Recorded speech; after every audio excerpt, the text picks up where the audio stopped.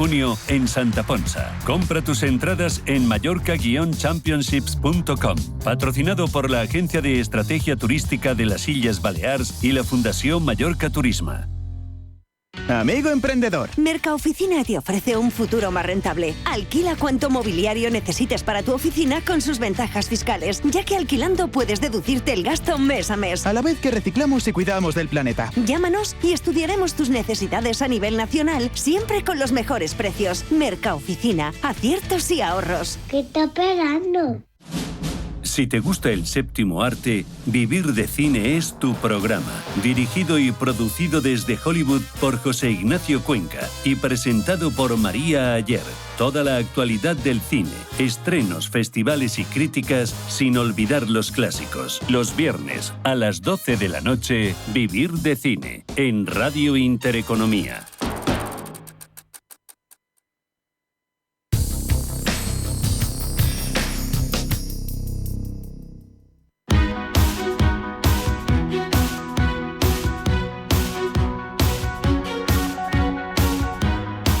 En Capital Intereconomía, el consultorio de bolsa.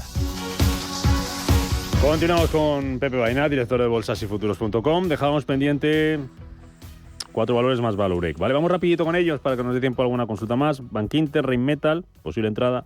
Céntrica, Michelin. Luego te pregunto por el SP500. Venga, cuéntame, Pepe. Vale, pues vamos ahí. Bankinter. Bueno, Bankinter hoy está volviendo a flojear. Hay que pensar que el sector de la banca puede tener problemas en España, sobre todo, porque ha habido una subida muy fuerte y vamos de subidas muy grandes y los tipos de interés, que son los que habían favorecido esas subidas tan grandes, parece que están empezando a relajarse y eso podría influir negativamente.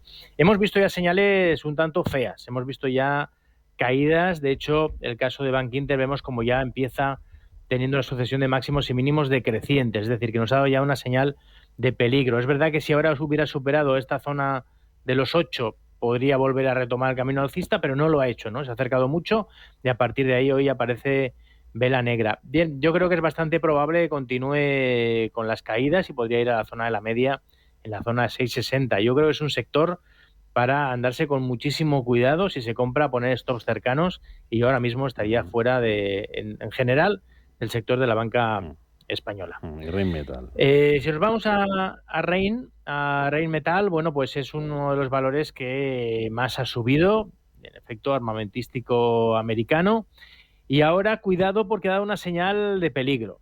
La señal de peligro es que ha dibujado un triángulo aquí en la zona alta y ese triángulo se ha definido a la baja. Entonces, normalmente cuando ocurre esto, muchas veces el triángulo es de continuación alcista, pero si en vez de romper al alza, rompe a la baja, cuidado, porque hay veces que el triángulo también es un techo.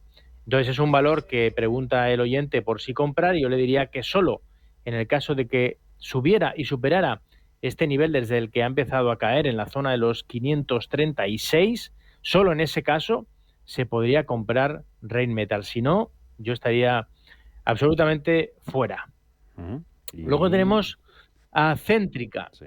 Bueno, Céntrica es un valor que lleva bastante caída, ¿no? Desde la zona de los 400 cayó a niveles muy bajos. Estamos hablando de la zona de los 20 o por ahí, una caída muy, muy fuerte. Ahora es verdad que está reaccionando con ganas, y parece que está iniciando esta escalerita alcista que nos gusta, ¿no? Máximos y mínimos crecientes, por encima de la media de 200. Es verdad que cuando un valor ha caído tanto, muchas veces los arranques alcistas fallan, ¿no? Y vuelven a dar señales bajistas y de peligro. Yo lo que haría con este valor es, se puede confiar en él, pero siempre y cuando no pierda este nivel de soporte que ha funcionado bastante bien, ¿no? La zona de los 123. Ese sería el punto que no debería perder. Es decir, Céntrica es un valor con un cierto riesgo, porque viene de muy arriba y esos valores siempre les cuesta mucho arrancar, pero mientras aguante los 123 es un valor que, bueno, se puede mantener. Luego Michelin. Bueno, Michelin es un valor que lo está haciendo bastante bien. Es un valor que tiene su volatilidad, pero al final, si vemos en largo plazo, vemos que es una historia de éxito también y que estamos en la parte alta de la historia. Bien, el estar en la parte alta de la historia no es malo, porque es una señal de fortaleza de la empresa, del valor. Lo único que pasa es que nos tiene acostumbrados a que después de subidas fuertes vengan caídas bastante violentas. En este caso, pues está en la zona muy cerca de atacar, la zona de máximos históricos, en los 38,65, en la zona de 39 prácticamente, y vemos que no ha podido a la primera. Yo me esperaría ahí realmente, yo esperaría que superara ese nivel y ahí es cuando me podría plantear compras si veo que se mantiene un par de días por encima. Pero ahora mismo estos niveles, la verdad es que da un poco de miedo, da la sensación de que podría perfectamente empezar a corregir. Vale. Y bueno, luego sí que he encontrado Valurec, en Valurec, efecto venga. era VK, el ticker. Sí, va en función de Y plataforma. bueno, lo que vemos en este valor es que es un valor que, bueno, pues de estos que hablamos que no nos gustan, ¿no? Porque vienes de la zona de 1000 y vale ahora 15. Bueno, pues eso es algo muy malo ha pasado con la compañía. Y aquí lo que ocurre es que es verdad que tiene pues amagos alcistas.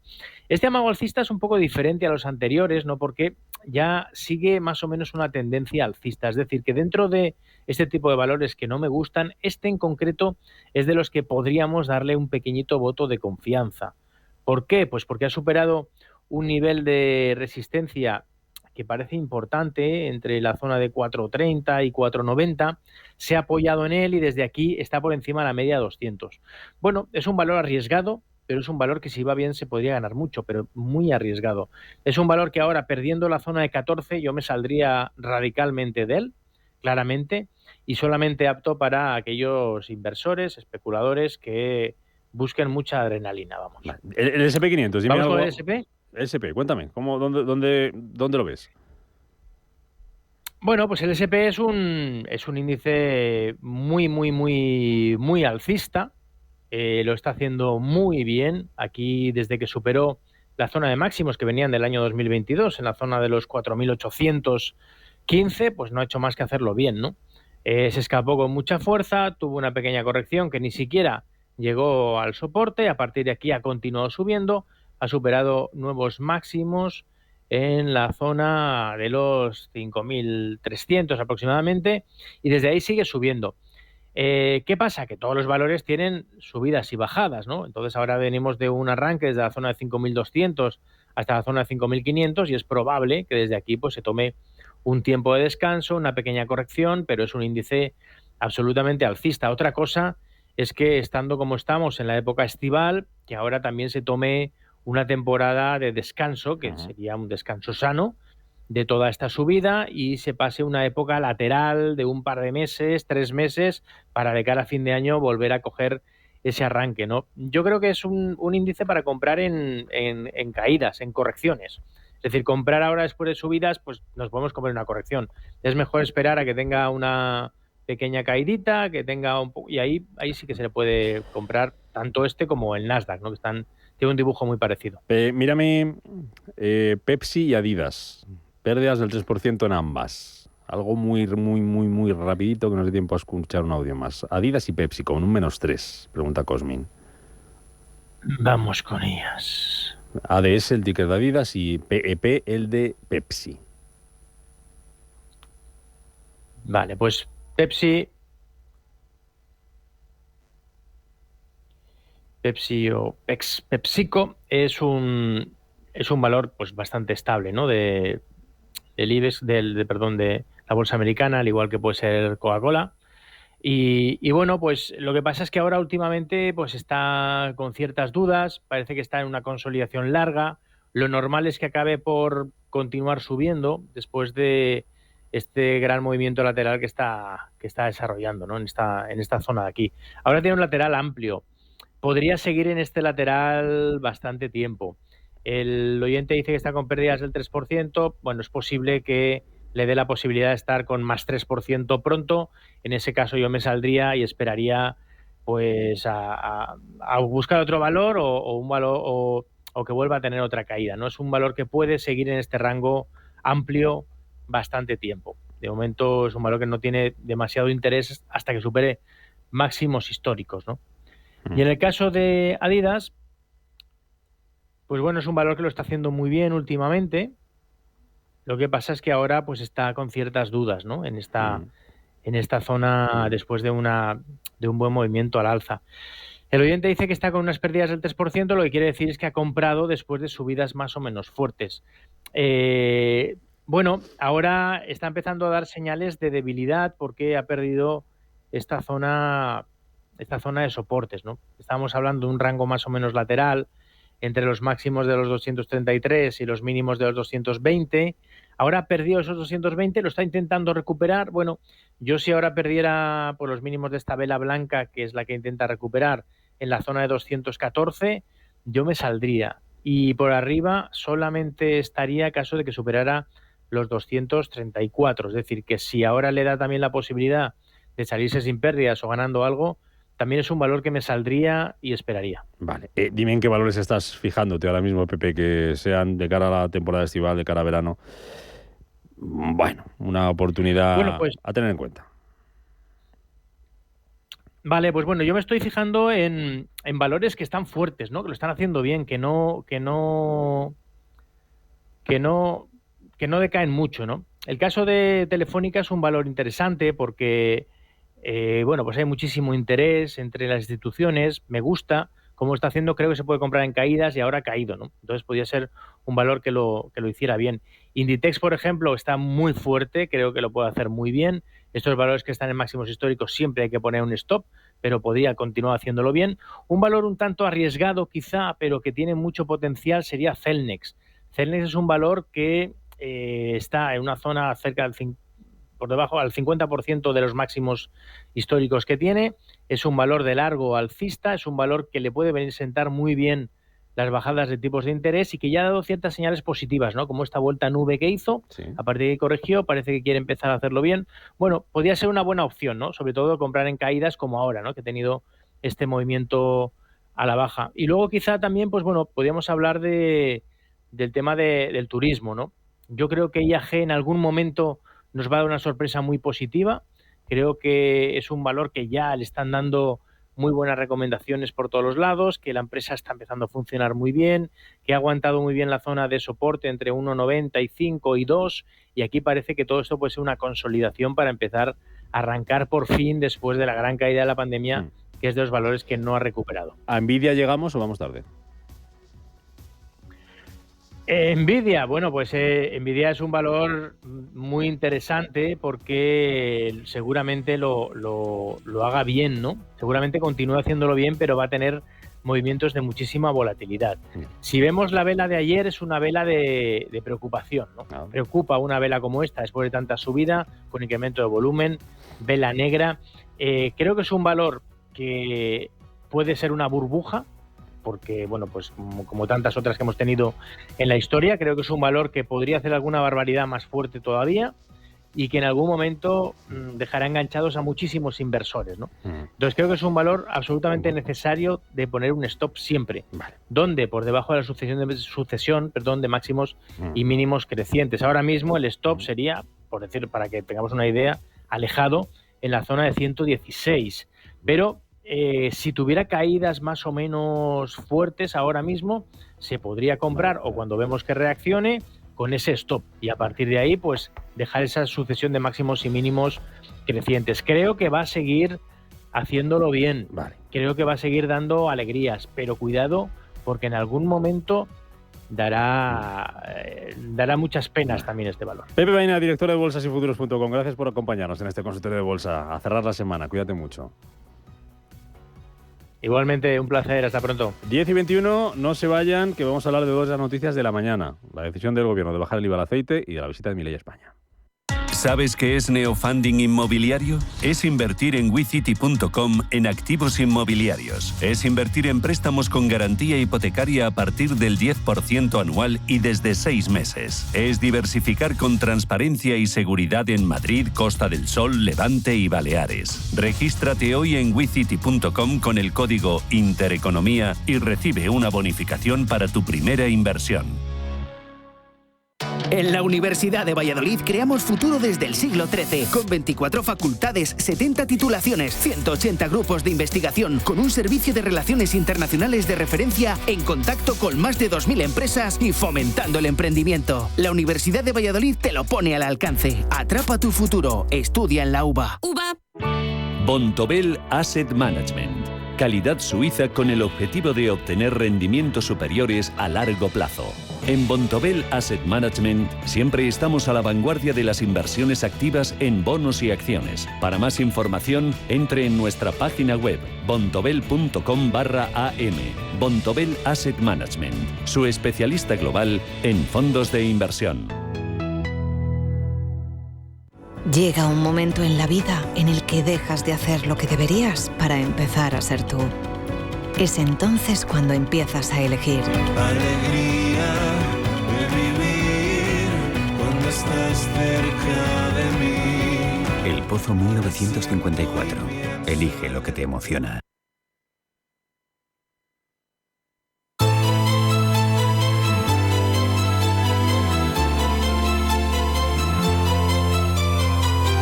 Escucha Capital Intereconomía. Esto es Intereconomía.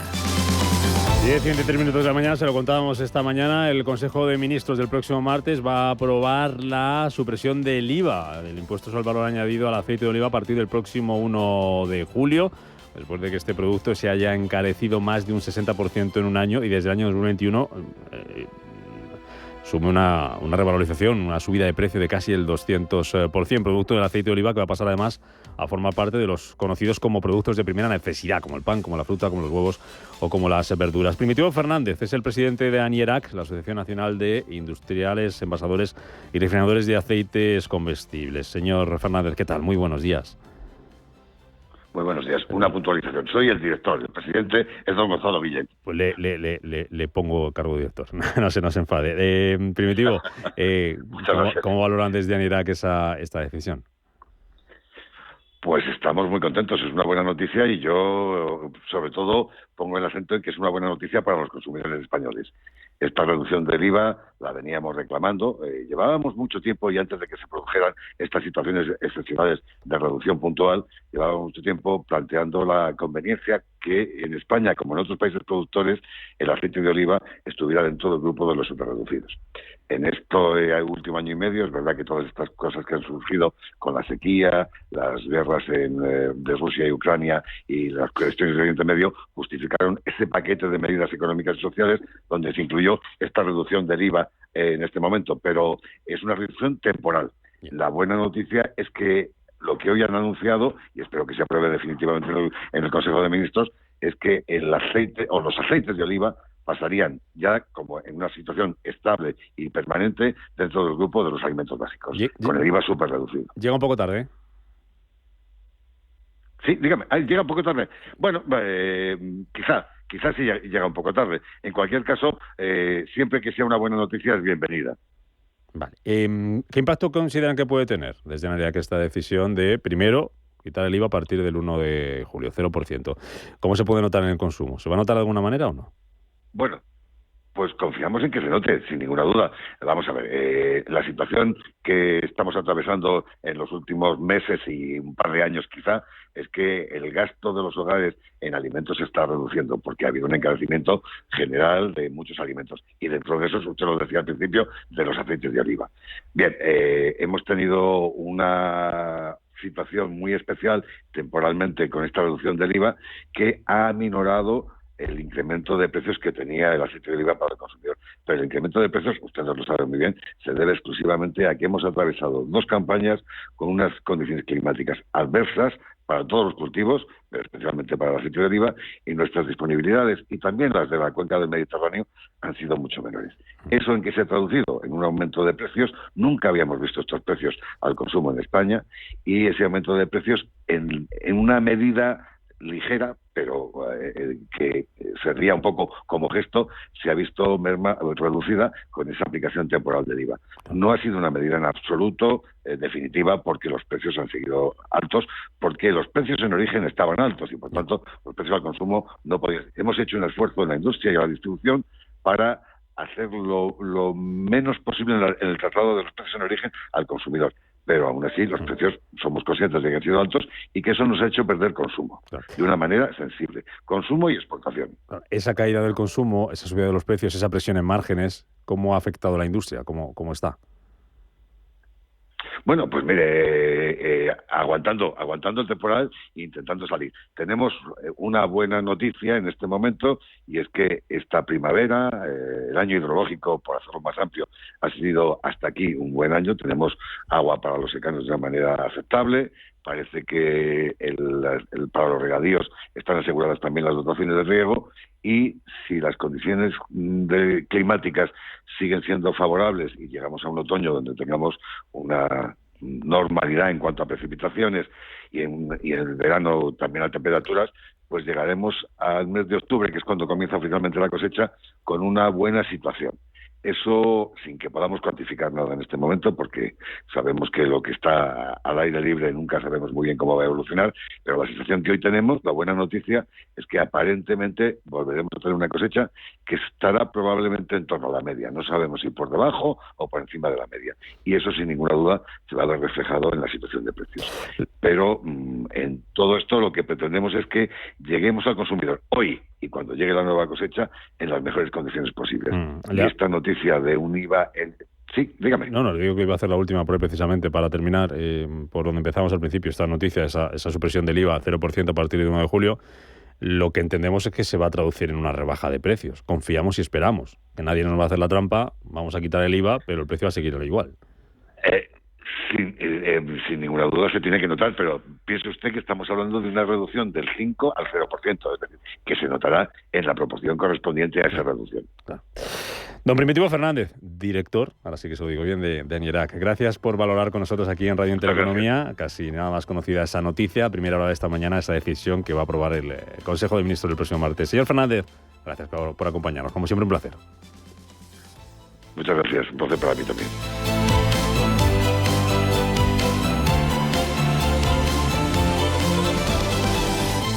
En CaixaBank sabemos lo importante que es tener a alguien cerca. Por eso apoyamos a los emprendedores a través de Microbank con 100.000 microcréditos al año. Atendemos a las personas mayores con más de 1.600 gestores senior y participamos en miles de proyectos sociales con más de 17.000 voluntarios. CaixaBank, tú y yo, nosotros. En Arquia Banca ofrecemos soluciones de inversión personalizadas y adaptadas al perfil de riesgo de nuestros clientes. Nuestro método: diseñamos una estrategia a largo plazo tras realizar un exhaustivo análisis de los mercados y las tendencias globales. Contáctenos ahora en inversión@arquia.es y le ofreceremos una propuesta personalizada. Arquia Banca. Cuidamos de su patrimonio como si fuese nuestro. Puede consultar los folletos informativos y los documentos con los datos fundamentales del inversor DFI en los registros públicos oficiales de la CNMV, así como en www.arquia.es y oficinas de Arquia Banca. Pito, pito, gorgorito, wifi, thrillers, infinitos, series, juegos, lo que quiera, es un viaje de primera. Pim, pam, pum, vuela. Así de fácil es decidir todo cuando vuelas con Air Europa. Por España y Europa desde 17 euros y América desde 246 por trayecto comprando ida y vuelta. Air Europa, tú decides. Anchoas Codesa, calidad, artesanía y dedicación definen nuestra serie limitada, elaborada con la mejor pesca del Cantábrico y hecha 100% en Cantabria. Garantizado. Encuéntralas en tu tienda especializada de confianza. Anchoas Codesa, maestros conserveros desde 1976. Anchoas Codesa, de la mar a la buena mesa.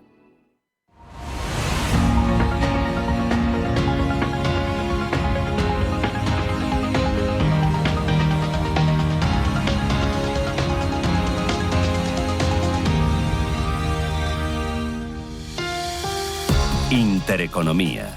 Esto es Capital Intereconomía.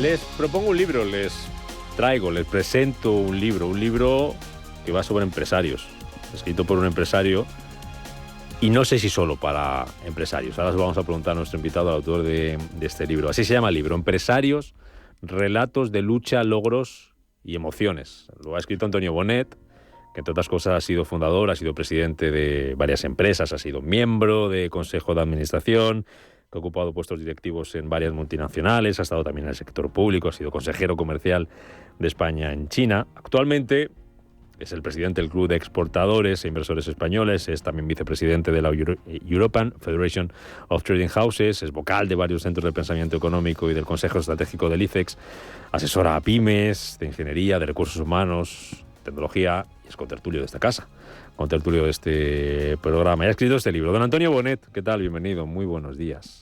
Buenos días. Encantado de saludarle, de recibirle. Igualmente. Empresarios, ¿qué le lleva a escribir este libro? Pues este libro lo he escrito sobre todo porque en España, desgraciadamente, los empresarios siguen teniendo no muy buena fama, injustificadamente. Y entonces digo, bueno, pues ¿qué se puede hacer, ¿no? para intentar aportar un granito de arena para cambiar esa percepción, ¿no? que es incorrecta? Y digo, bueno, pues podemos escribir un libro sobre esto, ¿no? Y de ahí salen 18 relatos, que son los que recoge este libro. Cuenta historias, porque los empresarios son anónimos, ¿no? Sí, de los empresarios, pero algunos pueden sonar más o menos conocidos, que es una empresa más o menos grande, pero los hay hasta los que pueden ser más desconocidos con empresas muy chiquititas, que son los que nos encontramos cada día en cualquier ciudad de España, ¿no? Sí, eso es. O sea, esto, vamos a ver, hay varias formas de escribir, ¿no? Sobre empresarios, ¿no? Una es pues hacer una especie de manual explicando, basándose en la teoría económica, por qué son buenos los empresarios, qué aportan, en fin, todo este tipo de cosas. Cuáles son las estrategias. Pero bueno, eso ya lo hay. Yo creo que es más interesante hablar de pequeños empresarios o medianos empresarios, anónimos, desconocidos. En España tenemos 3 millones. Entre pequeños autónomos, los autónomos son empresarios. Entonces, y hablar de ellos. ¿Y cómo hacerlo? Pues porque al final los manuales están muy bien, y la teoría económica está muy bien, pero no deja de ser un poco rollo. Entonces digo, bueno, vamos a hacerlo de otra forma, ¿no? Que sea un poquito más ameno, y es lo que he intentado con este libro. Son historias reales. Conozco a todos los protagonistas, son todos anónimos, empresarios e empresarias, en distintos sectores. Pues hay uno que tiene una academia de formación, otro que tiene, o una empresaria en este caso, que tiene una empresita que hace complementos, vende complementos de moda, otro hace temas de consultoría, fabrica muebles, es decir, restaurantes, pequeños empresarios. Y lo que cuento en cada una de estas historias es algo que les ha ocurrido a cada uno de estos empresarios. Es una escena, o sea, no es la historia de la empresa, no es la estrategia de la empresa, sino es algo que le ocurre en un momento determinado y cómo reacciona ante eso. Una especie de caso práctico, ¿no? Caso práctico tampoco es un caso práctico. Todos los casos prácticos tienen una solución. Y aquí, en muchos de estos relatos, no hay solución, no hay desenlace. ¿Por qué? Pues porque no hay recetas únicas. Pongo un ejemplo. Una empresaria ha salido de una crisis gorda, tenía 6 empleados, ha reducido a la mitad el número de empleados, se queda con 3 y con muy poco dinero, obviamente, ¿no? Entonces, una de las 3 empleadas con las que se queda, pues le hace una especie de chantaje. Y le dice, pues quiero que me eches, estoy harta de trabajar y lo que quiero es jubilarme, coger una indemnización, porque lleva ya 15 años trabajando en la empresa. Y la empresaria le dice, mira, no puedo pagarte una indemnización, porque si te pago la indemnización no tengo dinero para comprar las materias primas que necesito para mi siguiente colección. Bueno, esa es la historia. ¿Qué hace? Yo no aporto ninguna solución, porque no hay una solución perfecta. Si la despide, no tiene dinero para invertir en tener producto para seguir funcionando la empresa. Si no la despide, le hace la vida imposible. Y se le está haciendo la vida imposible. ¿Cuál es la solución a ese teórico caso práctico? No hay. Claro, no es fácil ser empresario, ¿no? Decía yo al comienzo que es un libro escrito por un empresario, como eres tú, Antonio, escrito sobre empresarios. ¿Pero es un libro escrito para empresarios o para quién? Es un libro escrito para todo aquel que quiera entender un poco mejor qué es un empresario, qué hay detrás de un empresario, qué piensa, qué siente. Los empresarios somos personas, y como todas las personas, pues tenemos angustia, a veces tenemos ilusión, sentimos los fracasos, nos entusiasman poner en práctica nuestras ideas, como todos. Como todas las personas, pues bueno, pues tenemos emociones, y esas emociones las plasmamos, ¿no?, en nuestras empresas y en lo que hay alrededor de las empresas. En nuestras familias, en clientes, en proveedores, en trabajadores. Eso es un poco lo que intento. ¿Y por qué en un país? Recojo el comentario, la reflexión, Antonio, que hacías al principio de esa mala fama de los empresarios. ¿Por qué en un país con el tejido empresarial que tenemos, con un tamaño de empresa muy pequeña, con empresas pequeñas, en las que puede resultar, lo hablábamos la semana pasada, ¿no?, sobre cómo nuestro Foro Empleo, sobre cómo fomentar la cultura de empresa, que en una empresa pequeña se supone más fácil teóricamente, porque vamos a estar todos, somos conocidos, todos sabemos los problemas de todos? ¿Por qué esa mala imagen del empresario? ¿De dónde viene? La verdad es que no lo sé. Hombre, es posible que como país y como el carácter nuestro, ¿no?, como personas, siempre se ha dicho que los españoles somos envidiosos. Muchas veces, ¿no? Y que cuando a alguien le va bien, alguien de los que está a nuestro alrededor, pues más que alegrarnos mucho, hay veces que tenemos la reacción contraria. A lo mejor es por eso, no lo sé. La verdad es que me gustaría poderlo saber, y a lo mejor incluso se puede encargar, eso sí sería un manual de verdad, un estudio serio de decir, bueno, ¿por qué tiene eso? Pero luego es curioso, porque así como el empresario en general, cada vez menos afortunadamente, ¿no? Pero hay mucha gente que piensa pues que es un explotador, que solo piensa en sí mismo, que lo único que quiere es enriquecerse, etcétera, etcétera. Sin embargo, si se habla de emprendedores, la situación es distinta. Estaba pensando, es justo eso. Sí, Es decir, esa palabra que muchas veces se ha utilizado como sinónimo de empresario, porque empresario sonaba mal. Entonces, emprendedor, bueno, pues el emprendedor, ¿qué es lo que la gente entiende por emprendedor? Bueno, la gente entiende, pues normalmente alguien joven que saca un producto nuevo, internet, páginas web, cosas pues como muy guays, ¿no? Muy nuevas, muy novedosas, muy sofisticadas. Gente joven, no va con corbata, va con vaqueros. Y entonces el emprendedor... Gente moderna. Bueno, pues oye, el emprendedor queda bien y cae bien, pero en el fondo el emprendedor es un empresario. Es decir, el emprendedor, ¿qué es lo que hace? Bueno, de entrada arriesga dinero, porque tiene que comprar insumos, o sea, ¿qué es lo que va a producir? ¿Qué es temas de páginas web y cosas de estas? Bueno, pues tiene que comprar espacio, tiene que comprar ordenadores, tiene que comprar software, tiene que contratar a gente para que le ayuden a desarrollar, compra insumos, igual que cualquier otro empresario. Tiene que elaborar un producto que le va a salir bien o le va a salir mal. Y luego tiene que venderlo. Claro. Entonces, es un empresario. ¿Qué es lo más difícil de ser empresario, Antonio? ¿Qué tienen en común esas 18 historias? Esas 18 historias lo que tienen en común es ilusión. Es decir, nadie se mete a empresario pensando, bueno, yo me meto a empresario porque lo que quiero es forrarme.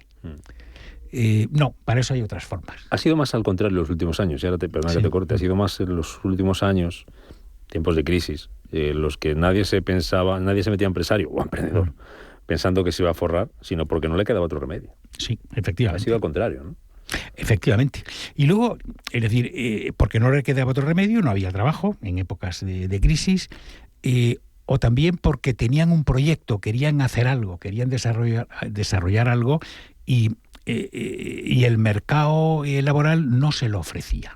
No tenía esa oportunidad. Uno de los relatos que cuento, que como todos los demás es cierto, es una historia real, es un señor pedagogo, trabaja de subdirector en un colegio privado, pero él en el fondo lo que quiere es desarrollar y poner en práctica metodologías nuevas de enseñanza. Y no tanto de enseñanza de cosas objetivas, ¿no?, de geografía, matemáticas, lengua, sino cambios de mentalidad, es decir, cómo hacer que la gente funcione mejor, que se ilusione, que trabaje en equipo y desarrollar eso. Entonces, como no tiene forma de hacerlo como empleado, no tiene más remedio que montar su propia empresa. Y como esos hay muchos. Es decir, es la ilusión, es lo que quieren hacer profesionalmente. Entonces, bueno, pues la única forma muchas veces es, pues monto yo mi empresa para hacerlo. Falta mucha ayuda, Antonio, para estos 18 empresarios que salen en este libro y para los 3 millones de empresarios que tenemos en España. ¿Es España eso que siempre se pregunta? ¿Es España país para emprendedores, te iba a decir, y para empresarios? Bueno, vamos a ver. Sí y no. Sí, porque tenemos 3 millones. Hay 3 millones entre autónomos, pequeños empresarios, en fin, es mucha gente, con lo cual, si no se pudiera, no habría 3 millones. ¿Muchos de los que salen en el libro son autónomos? Algunos, pero son sobre todo pequeños. Sobre todo pequeños empresarios tienen una estructura, tienen empleados. Bueno, los autónomos también pueden tener empleados, ¿no? Pero de esto. Entonces, volviendo a lo de a la pregunta de antes. ¿Es España país para empresarios? ¿Es país para empresarios o no? Bueno, hay 3 millones de empresarios, lo cual significa que poder se puede. Pero también es cierto que cada vez es más complicado.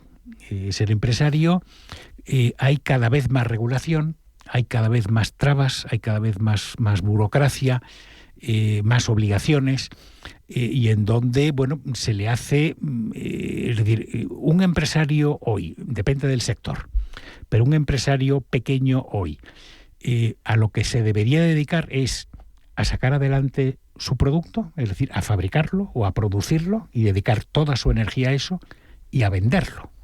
Pero, sin embargo, tiene que dedicar una parte sustancial de su tiempo a cumplir con la legislación de no sé qué, sacar una normativa, un informe de tal, que si los temas de igualdad de género, que los temas que están muy bien, pero vamos a ver.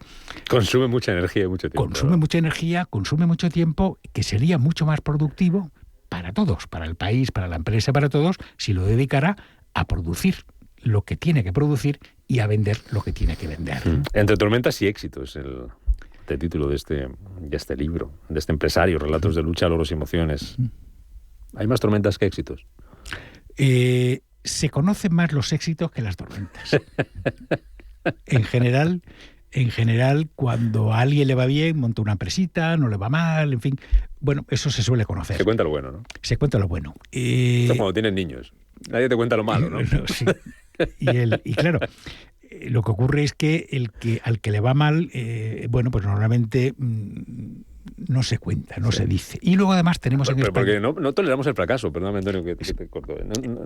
Somos muy, muy negativos en eso. No somos americanos, por ejemplo. No, yo acabo de volver de Estados Unidos. He estado la semana pasada en la universidad, ¿no? Allí haciendo unos cursos, cosas de estas, ¿no? Bueno, uno de los temas, entre otros, de emprendimiento, es decir, de donde nos contaban casos de gente que ha emprendido, que le ha ido bien, que tal, en fin. Y una de las cosas que nos decían es que a la hora de buscar financiación, esto eran en el MIT, en el Massachusetts Institute of Technology, o sea, uno de los sitios punteros, ¿no? Tecnológicamente, y donde ahí además se crean muchas empresas, ¿no? Bueno, una de las cosas que nos decían es que para conseguir financiación, los fondos de capital riesgo preguntan muchas veces al empresario: ¿usted cuántas veces ha fracasado? Porque si ha fracasado y le ha ido mal, algo habrá aprendido. Entonces lo consideran incluso como algo positivo. Alguien que no ha fracasado nunca, bueno, ¿qué ocurre si las cosas van mal? ¿Qué ocurre si hay una crisis? ¿Va a ser capaz tiene la experiencia de haber sido capaz de sortear situaciones difíciles, de fracasos? Aquí en España no se perdonan los fracasos. Pues que aprendamos mucho de este libro, de estos 18 relatos que nos trae hoy aquí a Radio Intereconomía Antonio Bonet, empresarios, relatos de lucha, logros y emociones. Creo que está muy bien resumido. Antonio, un placer. Igualmente, y lo que espero es que se diviertan los que lo lean, que se diviertan. Tienen que ser, estas cosas tienen que ser entretenidas. Sí, porque se puede leer además, como me contabas tú, por donde quieras. Por donde quieras. Son 18 relatos independientes, no hace falta seguir un orden, no sé, cada uno a su ritmo. Antonio, gracias. Enhorabuena por el libro. Gracias. Intereconomía. Esto es Capital Intereconomía. Eso pasó lo mismo que cuando fue que el cobarde mandó a todos sus ministros a insultarme. ¿Quién es el cobarde? Sánchez. Arrancó con del transporte y después, como yo no le respondía, muy cobardemente mandó a las mujeres a agredirme para después tildarme de misógino. Como no contesté después, entonces ya se sumó él. Ahora, entonces la pregunta es, porque está avanzando sobre la libertad de expresión, o sea, está claro que es el modelo de Maduro el que está aplicando. ¿Qué pasaría si yo hiciera eso acá? ¿Qué diría toda la banda progre? Pues esa banda progre a la que se refería Milei no está muy contenta con la visita del presidente argentino hoy a España por segunda vez en menos de un mes. Va a recibir un premio y un galardón. El premio se lo va a dar el Instituto Juan de Mariana, el galardón la Comunidad de Madrid. Y Milei acaba de escribir un libro, el economista Carlos Rodríguez Brown. El libro se llama El pensamiento de Milei. Profesor Rodríguez Brown, muy buenos días, un placer, ¿cómo está? Hola, ¿qué tal? Buenos días. ¿Cómo Encantado de saludarte. El pensamiento de Milei se parece mucho a su pensamiento. ¿Usted que se considera liberal, podemos considerar un liberal a Milei también?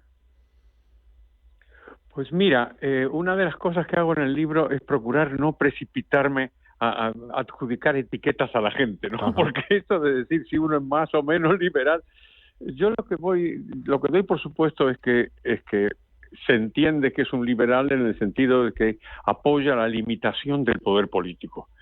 Si uno piensa eso, pues da lo mismo de qué escuela sea, en principio uno es un liberal. Y el objetivo de mi libro es explicar qué clase de liberal es decir, cómo es su liberalismo. Por eso se llama así, el pensamiento de Milei, y no su biografía o sus aspectos personales. Y sin poner etiquetas, como decía, pero sí que es un intento en el libro de ver por qué lado de ese liberalismo va. De momento, lo que ha propuesto o las medidas que ha tomado, ¿cómo le suenan? Las medidas me suenan bien, en el sentido de que apoya esta idea de ir limitando el poder político. Y no nos olvidemos que Argentina lleva 100 años aumentándolo, 100 años de políticas intervencionistas, tanto de un partido como de otro, da lo mismo izquierda, derecha, peronistas, no peronistas, y él lo que quiere es revertir esa situación y volver a ese pasado, digamos, de mis abuelos o mis bisabuelos, que conocieron una Argentina muy próspera, claro. Ya. Todas esas medidas que está aplicando para dar la vuelta a una situación económica que es muy complicada en Argentina, y usted la conoce muy bien, han sido años muy, muy difíciles y está con una inflación pues en los niveles en los que está, con un peso como lo tenemos, con esa renegociación, con el paquete de rescate, de ayuda del Fondo Monetario Internacional. ¿Va a ser capaz Milei de sacar a Argentina del pozo? ¿Qué pregunta me haces? Oye, qué pregunta. Yo siempre digo que si yo supiera lo que va a pasar, no me levantaría a las 5 de la mañana todos los días para ir a trabajar a la radio. Te juro que no lo haría, me levantaría mucho más tarde. Sé lo que me dices, sé lo que me dices. Entonces, vamos a ver. Lo único que sí sabemos es que estas medidas que está tomando ahora, las medidas concretas, algún resultado están dando.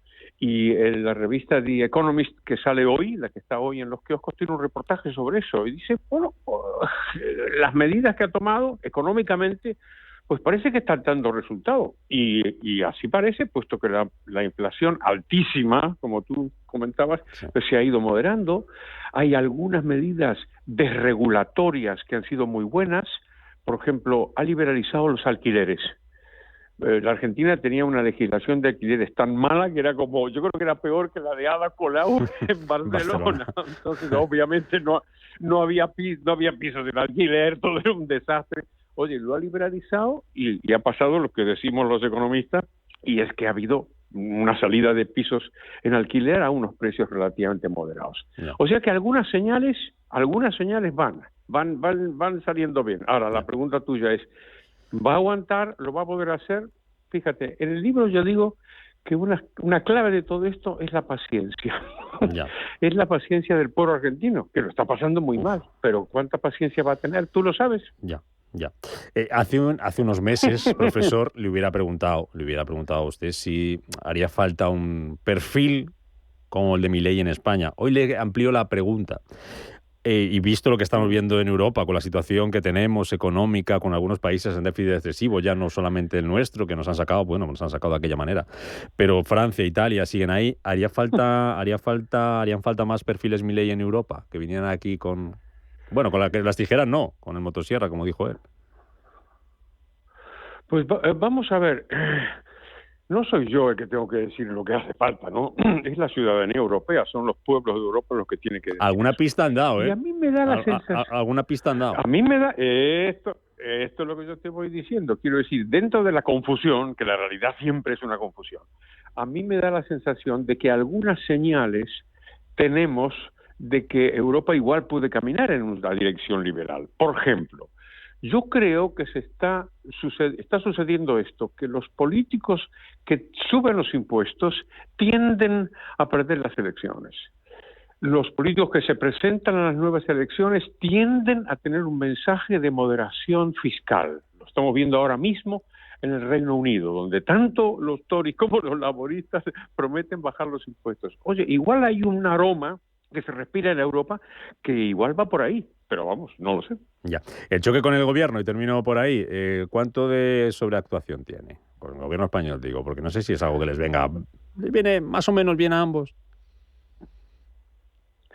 Pues probablemente sí, fíjate, porque tanto España, el gobierno español, como el gobierno argentino, pues tienen problemas, claro, y siempre las distracciones le son útiles.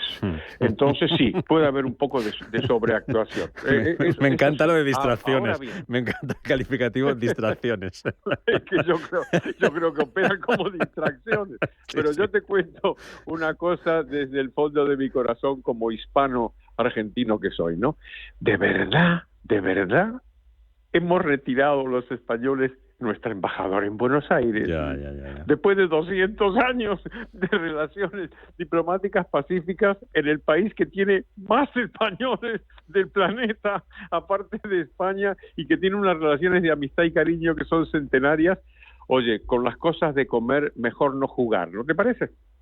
Bueno, pues veremos a ver en qué queda esta visita, segunda visita de Milei a España. Vamos a ver cómo sale aquello del atolladero, que usted lo conoce muy bien. Imagino que hay gente muy preocupada, muy presionada. Decíamos esta mañana aquí un poco medio en broma, medio en serio, ¿no? Porque le criticaban aquí desde el gobierno que cómo pueden darle un reconocimiento a una persona que va contra los pobres. Y decían aquí los tertulianos, claro, es que en Argentina es difícil ir contra los ricos porque no quedan, se los han cargado.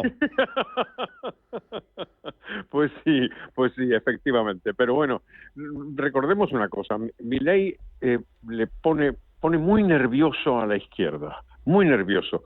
No tanto por sus ideas, porque las ideas las podemos compartir muchos liberales, es que resulta que ha ganado las elecciones, punto uno, las ha ganado con una amplia mayoría, como decía Díaz Ayuso. Y sobre todo, ¿sabes por qué? Porque igual le sale bien, tú. Ya, porque igual le sale bien. Imagínate. ¿No el pensamiento de Milei? Me lo voy a leer, profesor Rodríguez Brown, aunque me queda poquito para vacaciones y me lo voy a llevar a la playa. Me apetece mucho leerle y pasar un rato con el libro del profesor Rodríguez Brown. Que vaya muy bien, que sigamos madrugando de momento, que no nos queda otra. Muchísimas gracias. Un abrazo gracias, muy fuerte, adiós. profesor Rodríguez Brown. Gracias, adiós.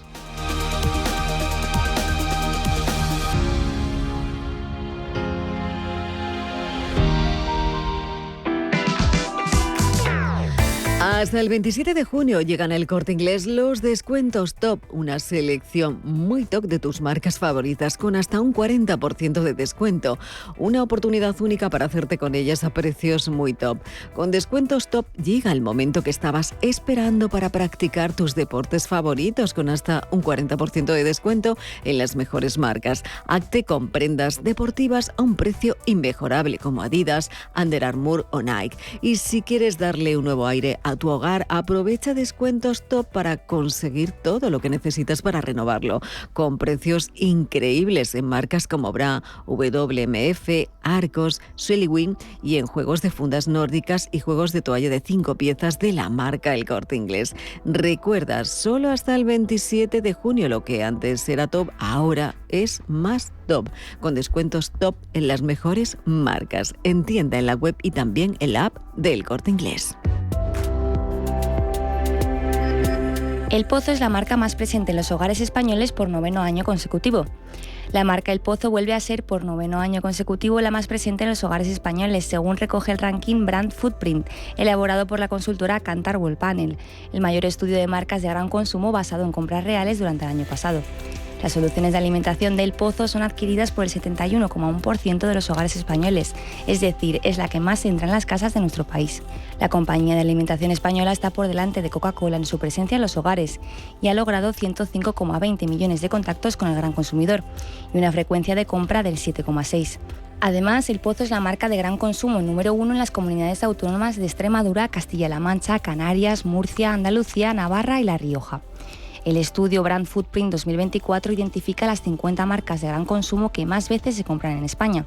Este informe, que refleja las compras realizadas por los hogares, se basa en los contactos con el consumidor, que se construyen a partir del número de compradores de una marca y la frecuencia con la que estos se adquieren. El informe de este año revela que innovar con éxito, apoyar las marcas con publicidad y comunicación, realizar promociones efectivas y trabajar con la distribución son las palabras más eficaces para crecer y poder situarse en las preferidas de los consumidores.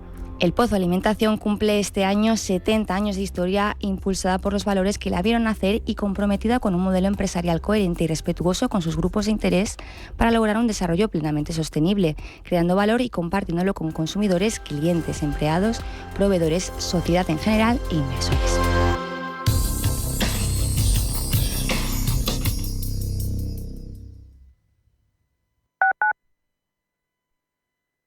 Inversiones inmobiliarias Grupos Eneas, cesiones de créditos, inmuebles.